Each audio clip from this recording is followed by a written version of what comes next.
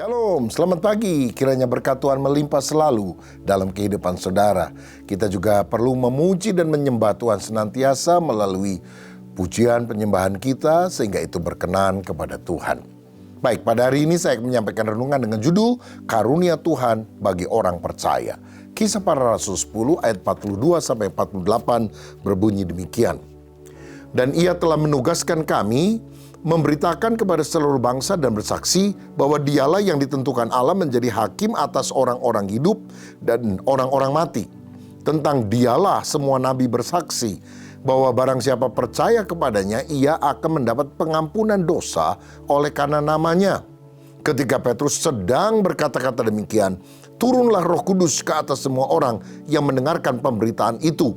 Dan semua orang percaya dari golongan bersunat yang menyertai Petrus tercengang-cengang.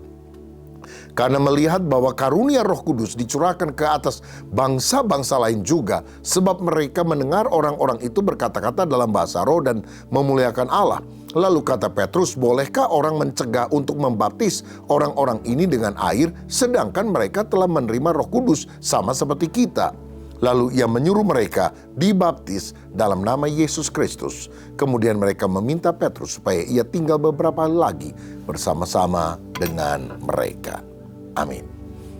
Saudara-saudara, Tuhan Yesus memberikan tugas kepada murid-muridnya, termasuk kepada Petrus, untuk memberitakan Injil, bersaksi bahwa Yesuslah hakim atas orang yang hidup dan yang mati. Saudara, ini sebuah gelar yang sangat penting yang dimiliki oleh Yesus. Karena Yesus bukan hanya juru selamat dunia, tetapi pada hari terakhir dia akan menjadi hakim yang akan mengadili semua manusia di atas muka bumi ini. Saudara, Pilatus hari itu akan gemetar karena dia yang pernah mengadili Yesus. Dia akan dipanggil Pontius Pilatus dan Yesus yang akan mengadili dia. Sebutkan nama semua pemimpin agama yang pernah hidup di muka bumi ini. Satu persatu akan dipanggil maju. Tidak lagi bersama dengan anak buah, dengan istri, dengan orang lain. Hanya sendirian.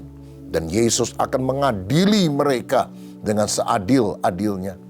Ini menunjukkan bahwa Yesus ternyata lebih besar dari semua pemimpin agama. Lebih besar dari semua orang yang masih hidup maupun yang sudah mati. Karena memang dia adalah Tuhan, dia adalah Allah, dia raja di atas segala raja.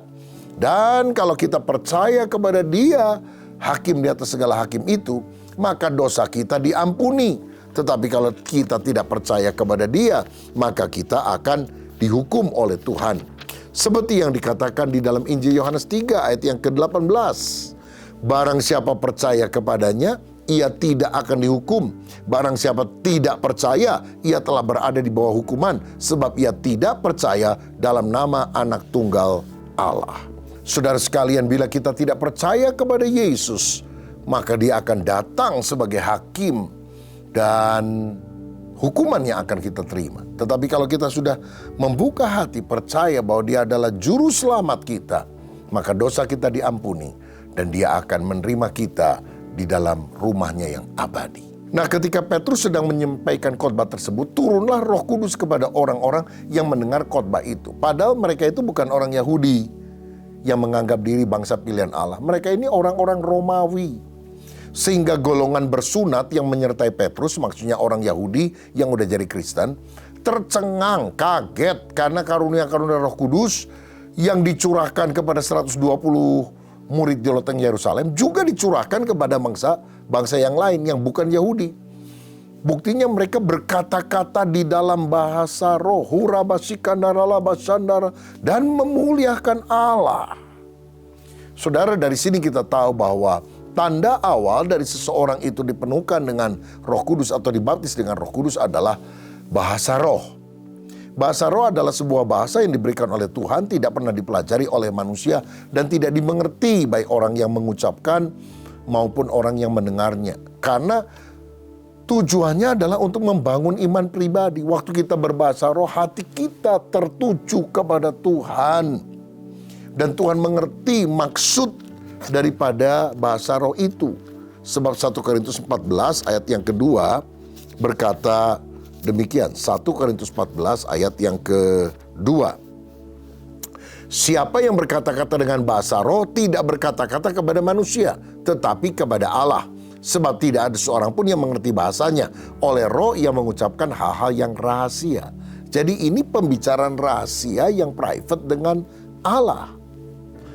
Oh, luar biasa, kita punya cara untuk kita bisa berkomunikasi langsung dengan Allah. Ini kalau telepon hotline langsung ketemu Tuhan di dalam penyembahan melalui bahasa roh. Dan ayat 4a, siapa yang berkata-kata dengan bahasa roh, ia membangun dirinya sendiri. Makanya penting sekali untuk kita berbahasa roh, terutama dalam doa-doa kita, untuk membangun iman kita, membangun kerohanian kita. Karena itu ayo kobarkan, nyalakan apinya, supaya iman kita dibangunkan. Bahasa roh bukan untuk membangunkan orang lain. Kalau untuk membangunkan orang lain, pakailah bahasa yang dimengerti, khotbah, nubuat. Tapi untuk membangun iman, kita harus berbahasa roh. Tapi bagaimana kita bisa jadi berkat bagi orang lain kalau diri kita belum dikuatkan rohnya? Makanya karunia ini adalah sesuatu yang penting untuk kita juga gunakan. Nah, ketika Petrus mendengar orang-orang berbahasa roh, dia bertanya, bolehkah mencegah mereka untuk dibaptis air padahal Tuhan sudah membaptiskan mereka dengan Roh Kudus? Saudara-saudara, akhirnya mereka semua dibaptis dengan air dalam nama Tuhan Yesus Kristus. Nah, memang urutan ini kelihatannya agak beda dari apa yang Rasul Petrus sendiri khotbahkan sebetulnya di dalam Kisah Rasul pasal yang kedua, ayat yang ke-38 yang berkata demikian. Jawab Petrus kepada mereka, bertobatlah dan hendaklah kamu masing-masing memberi dirimu dibaptis dalam nama Yesus Kristus untuk pengampunan dosamu, maka kamu akan menerima karunia Roh Kudus. Jadi yang pertama dikatakan bertobat, yang kedua dibaptis, yang ketiga menerima karunia Roh Kudus. Tapi ketika Petrus ada di rumah Kornelius, kehausan rohani Kornelius untuk menerima Yesus dan Roh Kudus sangat besar sehingga urutannya berbalik. Jadi pertama bertobat, kedua dia dibaptis Roh Kudus, baru ketiga dia dibaptis dengan air. Makanya Petrus berkata, apa halangannya kalau aku membaptis dia dengan air? Karena dia udah terlebih dahulu dibaptis oleh Roh Kudus. Dari sini kita tahu bahwa Tuhan memberikan karunia-Nya, memberikan Roh Kudus-Nya kepada setiap suku bangsa yang haus, lapar akan Tuhan.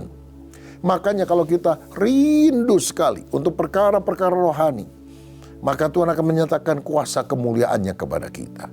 Tuhan akan memakai orang-orang yang tidak dikenal, orang-orang muda, orang-orang biasa, tapi punya roh yang menyala-nyala untuk Tuhan. Tuhan akan berikan karunia untuk mereka juga mengalami lawatan Roh Kudus. Maukah saudara hari ini rindu dijamah oleh Roh Kudus?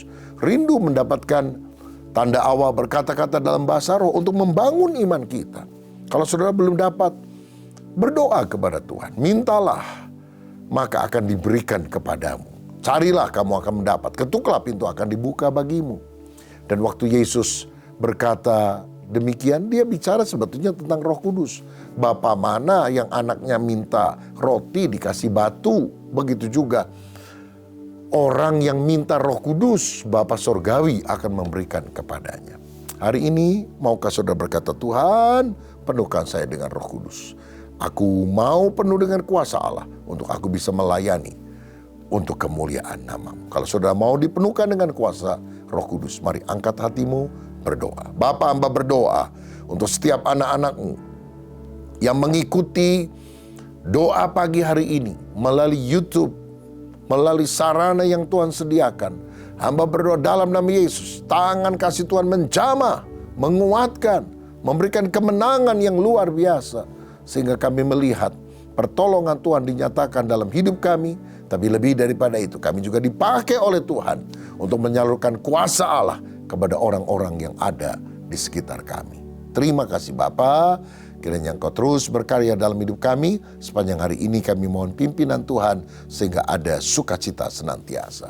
Sekarang terimalah kasih dari Allah Bapa Surgawi, kasih karunia Tuhan Yesus Kristus, dan persekutuan Roh Kudus menyertai kita semua mulai hari ini sampai selama-lamanya. Haleluya. Amin. Tuhan Yesus memberkati.